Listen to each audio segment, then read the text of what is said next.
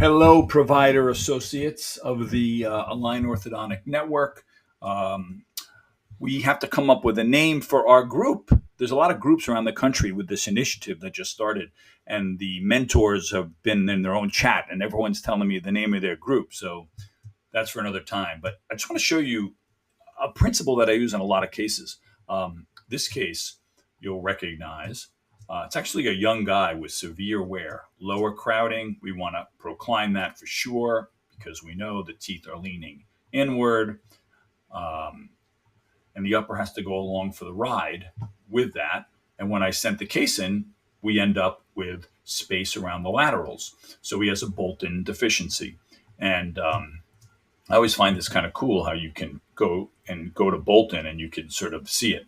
I think it's more than that, but basically look at his laterals, only 6.2 and his centrals are 9.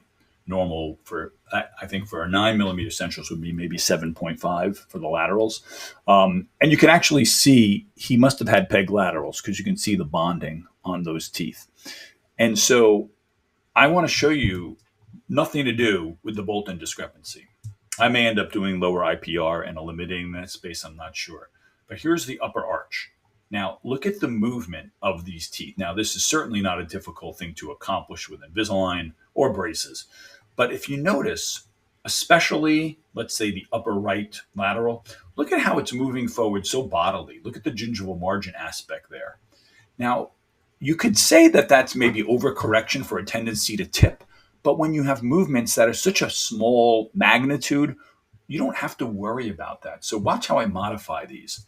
I go into, the I forgot what it's called already, the module that allows you to make the changes. And now all I'm going to do is I'm going to remove that bodily movement. So I go to this root torque, and I'm going to put back that root kind of where it was so that I'm now making it a tipping movement.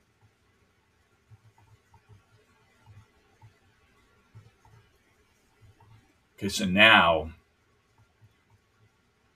same net effect, but you can see there's more tipping, a little bit more. You look at the lateral now. You see how the incisal edge is sort of the leading part of the movement. So this is a simple adjustment.